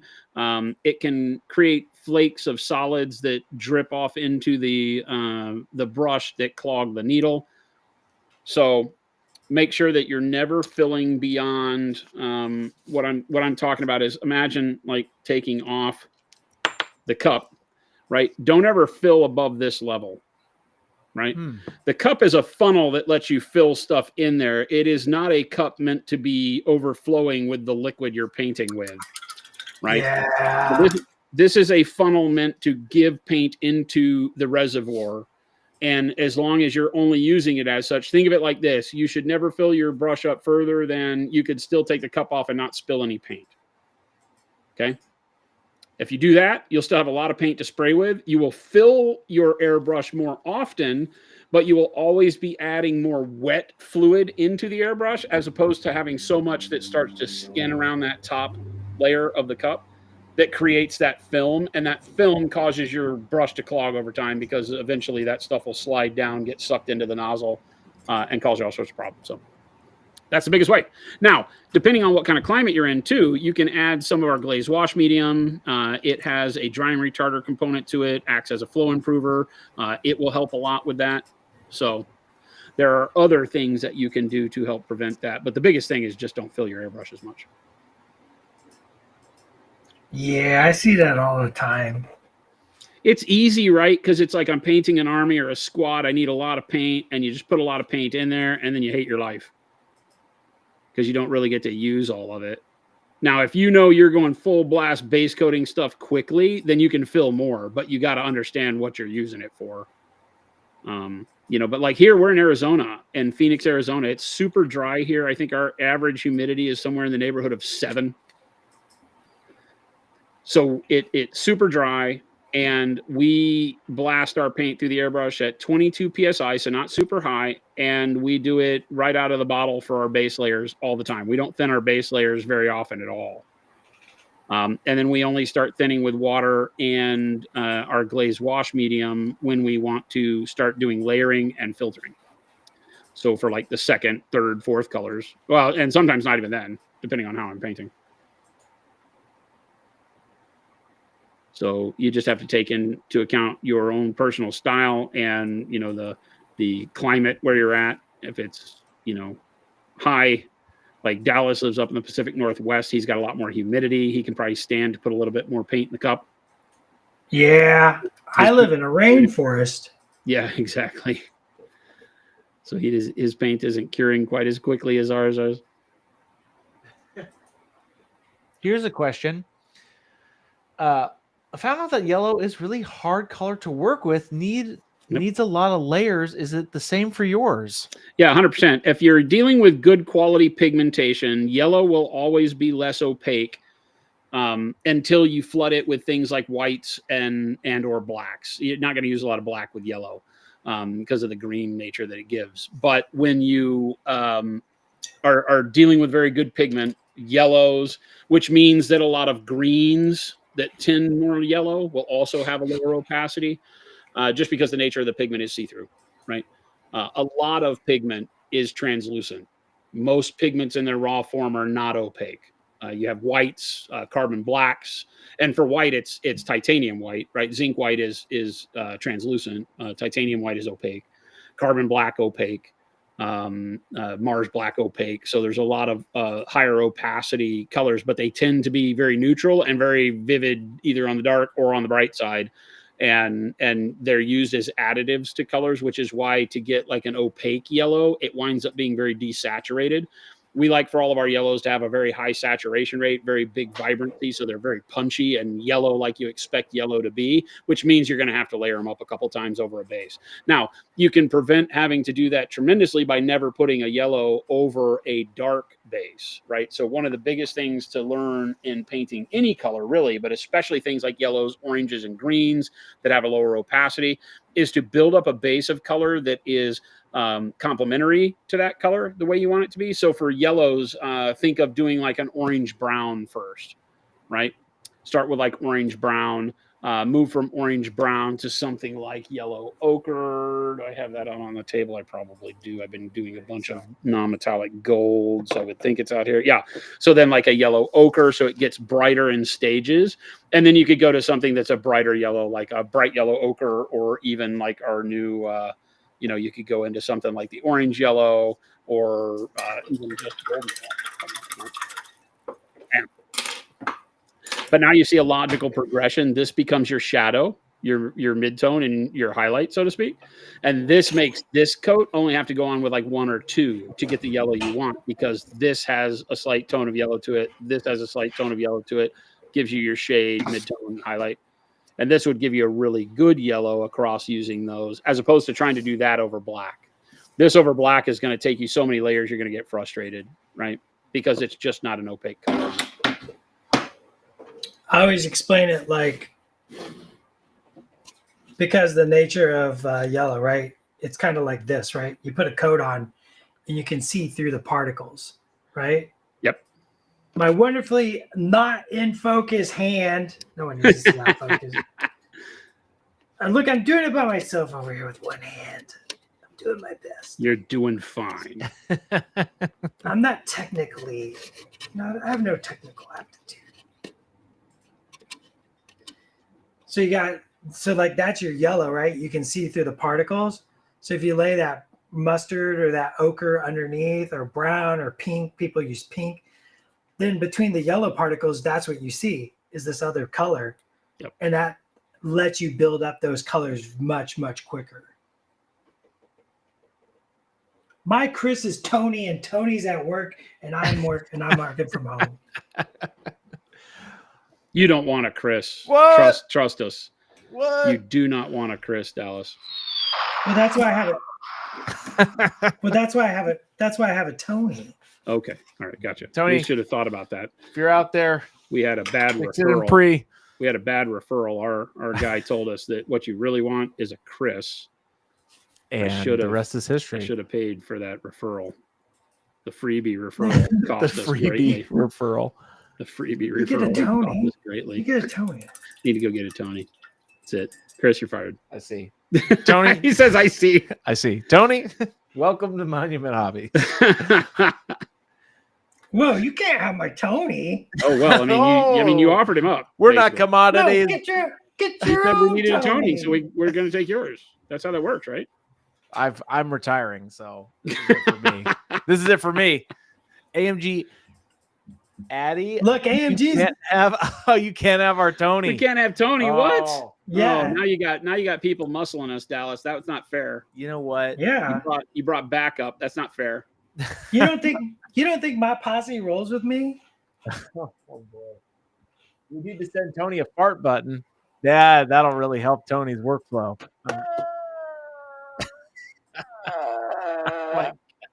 I like how it lights up It along does. with the fart. It's very unique. Oh, Dang. oh, that one you need to get checked out, buddy. That's a little rough right there. We have fun here. Chris, are you sure you weren't just fired? I might have been. Tony, if you're out there, God bless. You're hired. You're fired. Whatever. This is it for me. Chris gets fired This has about a been half my a dozen last times day. every stream. This has Chad. been- So if you're new around here, just get used to it. We're not being mean. This is just how it goes. Oh no, this is Chris's real. own damn fault. This is all real, chat. I don't know what Jason's talking about. I'm done. It's Chris's own damn fault. He's done until he realizes he really wants to go to Adepticon, and then he's back. So that's how The that Chris show is canceled. The Chris show is Sure. canned. Last episode today. Just when you think you're out, Adepticon drags you back in. I guess exactly right. That's Such a gonna great be a show. I'm so excited very I'm busy so show. excited for Wisconsin. It sounds so silly, but I'm super so. stoked. I think it's going to be such a new big space, and there's going to be places to go, and just spread out. I think it'll be really fun. Yeah, based off of your experience there. It's gonna be great. Yeah, and I was just there for a quick day to view the facility, walk it, see how the logistic stuff was going to work. Simone was there. Some of the AMG team were there, the Asmodee team. It was great, being able to hang out and get to see for our own edification, so to speak, what we were up against. And holy cow, is that place crazy. It's like growing up and becoming it's like we're all grown up now. Atomic Mass AMG. chat. Oh no. AMG, Here we're go coming get the for whole Tony. crew. AMG, go get the whole crew. Bring the whole crew in here. Oh no. Oh no. Post in the all hands. Everybody's required to join the chat. We have a Jen. We do. We have a Jen. She probably left us. She's off and having a good time. Hopefully she had her girlfriends have to tune into this nerdery for a minute. That's that. Actually great. What I'm hoping is that Jen took this time to tell her girls to come look what I do for a living. Come check this out. Oh, Jen's still here. Are they here, babe? Are you forcing them to watch this? Hi, girls. I'm gonna go ahead and assume they are. She's like, look what I got to put up with on a daily. Basically, yes. That's kind of the same thing. And now the largest game of Internet Red Rover begins. That's true. No. This is it for me, chat. Tony, if you're out there, good luck. Not knowing exactly what Tony does, but I'm sure he's a good person. Oh, Tony's basically my right-hand man. Nice.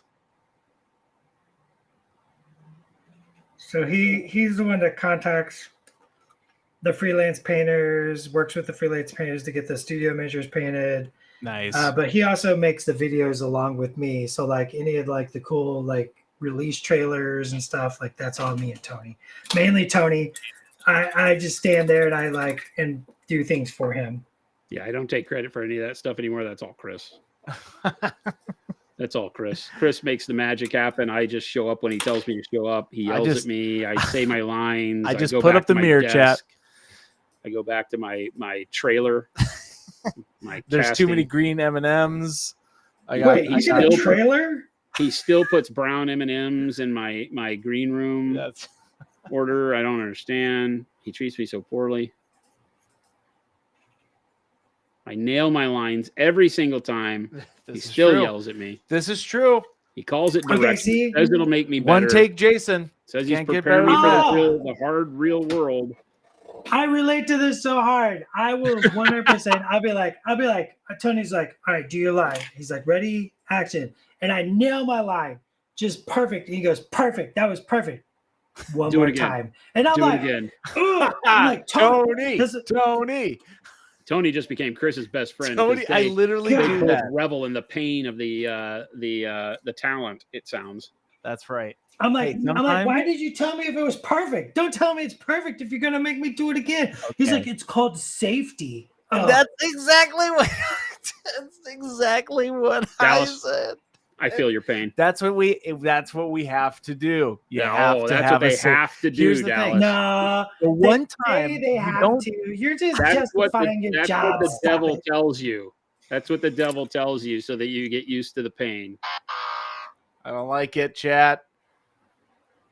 Here's the thing, because the one time you don't do the safety, something bad happens. Well, but that's your fault, because No, I didn't do that's something your bad. fault. Well, that's why we have the safety, so that you can go mess up. See what I don't get a chance to mess up, or I get yelled at. See what happens? Yeah. See.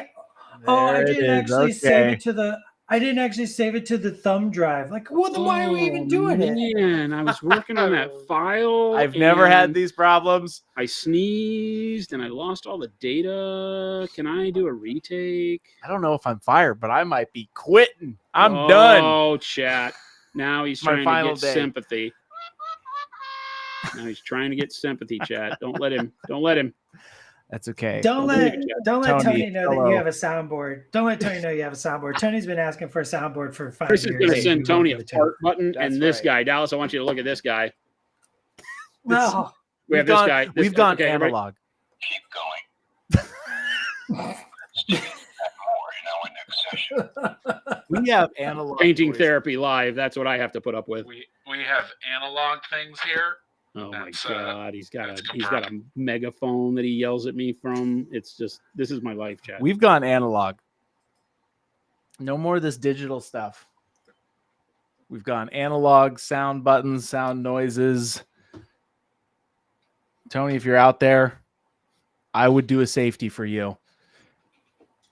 And that's me putting up my hand in reference to fixing it in pre. I don't like this, Jason. I feel like we need to renegotiate our contracts. Oh, do I get included on the beneficial side of this, Dallas, or what? It just brings me so much delight that there's another person out there doing safeties. We need a contract that says that none of us have to put up with Chris. Oh, man. Good luck out there, Tony. Keep doing those safeties. One of those safeties will work. I swear. He's messaging me right now about other things. Chris is asking, not this Chris, another Chris in chat. I heard a rumor about new primers. Is that true, Jason? Yes, we are working on 3 new colored primers. They are, as people have been screaming for years and won't leave me alone. That's Jeez. True. Let's see them. Red oxide. Nice. Dark purple. Dark purple. Oh, look at these. It's a dark ivory, but we call it, So you got dark ivory, dark purple, and red oxide. Is that dark ivory? Is that dark ivory like related to any paint in the main line? Dark ivory, yeah. Oh, it's just dark ivory. Yeah. Mm. It's a dark ivory. Mm. It's a shade darker to be a base, but that's the base color. Nice. Chat. Same with the red oxide. The red oxide is a shade darker than the red oxide in a bottle. The dark purple is spot on dark purple.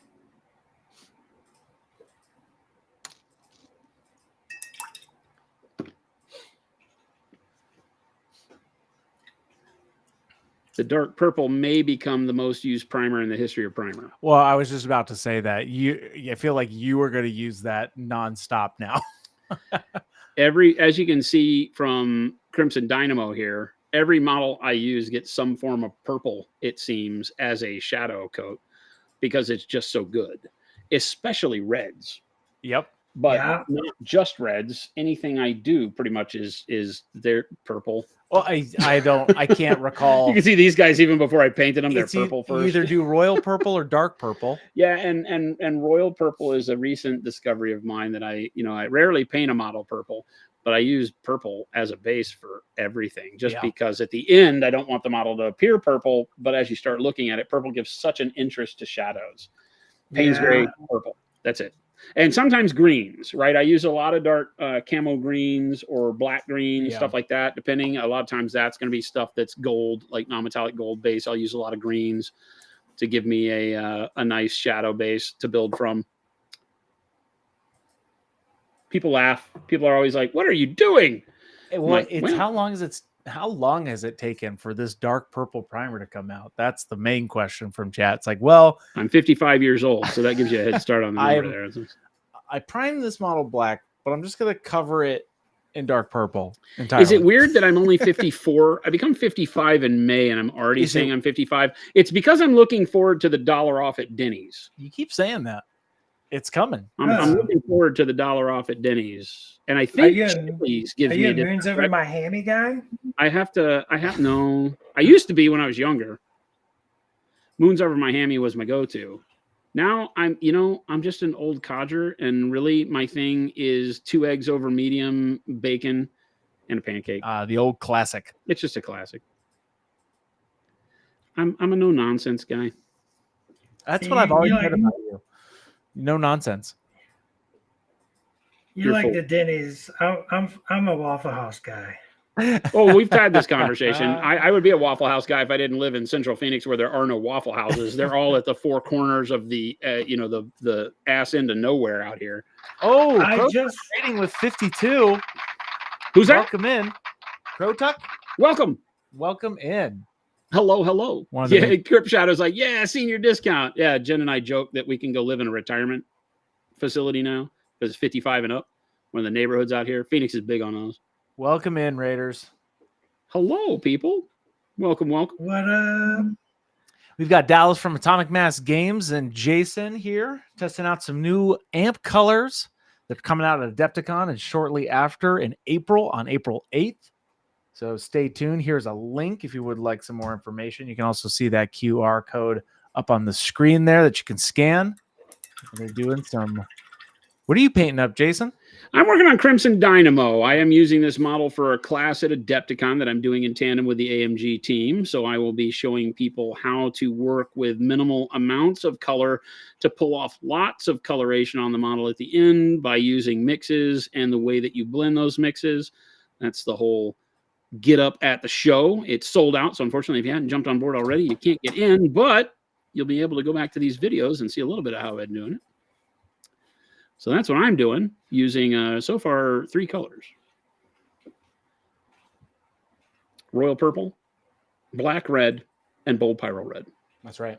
Black red, one of the new amp colors. Yeah. So I'm a big fan of using 3 colors to give you the benefit of what is, equivalent of 5 or 6 by just doing 50-50 mixes. It's a lot of what we teach here on stream a lot. And as far as like layering and blending, you don't have to mess with it too much. Oh, it's real neat style for getting Cryptic stuff Cabin, another raid of 10. Thank you so much. Thank you. Welcome in, Raiders. Raiders. Hello. Big stuff happening this week. We have Dallas from Atomic Mass Games for all those new Raiders just coming in. Painting up stuff with the new amp colors. Dallas is the sexy hands on the left. That's right. Who are the sexy hands upon the left? Tadpole Jackson. Thank you for that gifted sub. We always appreciate those. And if you want some more info, I'm about to post a link in chat. Check out that landing page. It'll give you all the info on the new colors. Get hyped. First at Adepticon, Then shortly after, on April 8th, 18 get hyped. 18 new colors. to the line that are already exploding. Pre-orders for retailers know. and distributors are already blowing up. It's crazy around here, that's for sure. Really jazzed and pumped that everybody's got behind it. Everybody loves the colors so far. We've been using them for quite a while on stream now. Yep. Hiding the fact of what they were, just being able to say, oh, these are just some mixes we're working on, like Dallas was doing. Oh, these are just some things, just some fun things we're looking at. Just a fun color. Look at this fun color. Isn't that a fun color? This fun color. Impending Duff. Nobody sent me severance flowers yesterday, unfortunately, but they could probably send them today. Do not send flowers. We'd have them every day. Let's just get past that point, right? Let's just say our farewells. Hey, and it's we been had a good run. That's right. It's been great. That's Jen's. That's what Jen tells me all the time. Like if I gripe about something Yeah. around the house, she's like, "Well, we had a good run." Yeah, we had a great run. That's right. Not yet, Rattlecan. Stay tuned online for April 8th. If you're not going to Adepticon, if you're going to Adepticon, get in line. It's going to be a fun one. Yeah. I think people are already expecting. It's brought back the trauma of last year's line in people's memories, where they've been like, "I thought last year's line was long. Yeah. What's going to happen this year?" This year we have multiple checkout kiosks, so we've thought about this a little bit. I don't know if we can curb it 100%. Our line at Adepticon is second to none. It's pretty crazy. So we make no guarantees, but we will be able to facilitate everyone eventually. We actually have 3 checkouts. We have one that can wander the lines if you're only using a cards. We'll find you, we'll hunt you down while you're standing in the line. Yep. Yeah, no, you can't get in line now, T. Schmid. You can't reserve your spot in the queue. Like the old days when you used to go to get concert tickets like 2 nights before at Best Buy or at the mall. You go stand at the Ticketmaster window at Macy's. I mean, you can go to Milwaukee today. You can get ready. Start walking there. Yeah. Get in line. Just get in line in Milwaukee.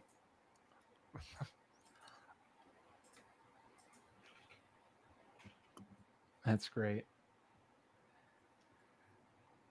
For all of you just now tuning in, we're getting towards the end of the stream. Welcome. Where have you been? We are so glad you stumbled upon us today. We have Dallas from Atomic Mass Games painting up with some of the new amp colors that are coming out soon at Adepticon. Get hyped, because it's going to be a big one. It's going to be dope. Hey, is Crimson Dynamo's star on his chest white, Dallas? It is, right? White or yellow? Yellow. Is it yellow? Let's I see. think it's yellow. I'll confirm. I mean, it could be whatever color you want.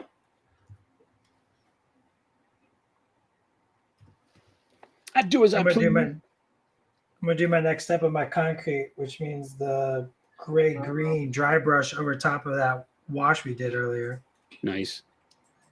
I think it's kind of Black Bolt was my favorite hero growing up. Crimson Dynamo was one of my favorite bad guys. kind of like there's a couple different variations here. It looks like He was always the one that I hoped was in the Jason. next month's Iron Man. maybe yellow. Some of like the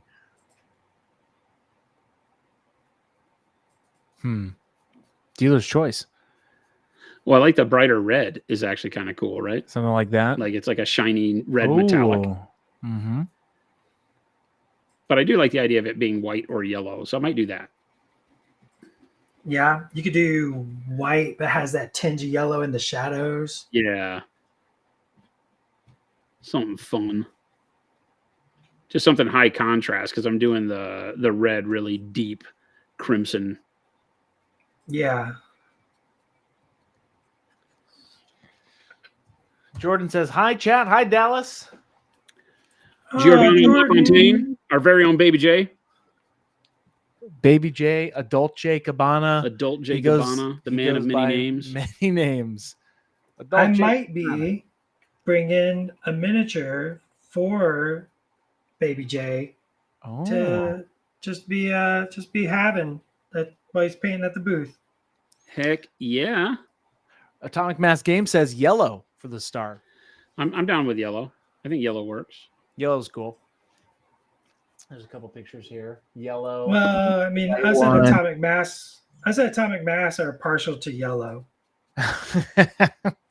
Oh, so you're saying that's a loaded question, I is what you're see. saying. That Fair. was a loaded Yeah. question. Okay. If ever given the opportunity to choose between yellow and anything else, it's going to go yellow. Is that what I'm hearing? I think so. All right. Yeah. Can't be Look trusted. at our mascot.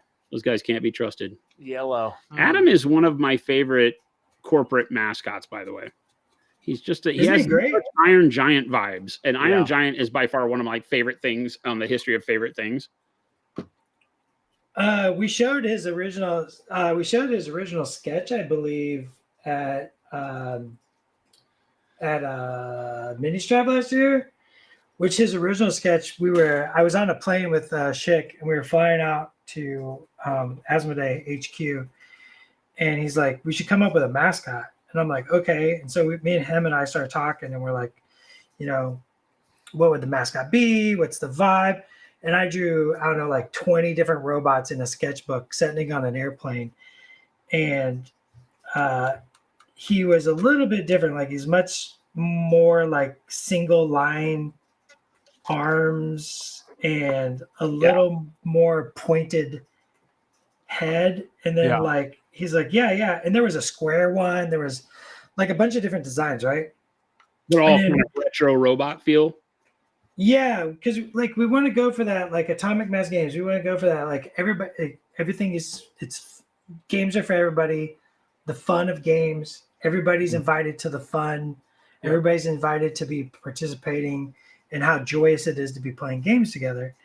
And so we wanted that like retro futuristic, atomic age vibe to the robot. Yeah. So I sketched out several, and then we picked the one that we liked, and then we sent it over to graphic design, and graphic design came back with what you see. But that original sketch, I still have it at my at work.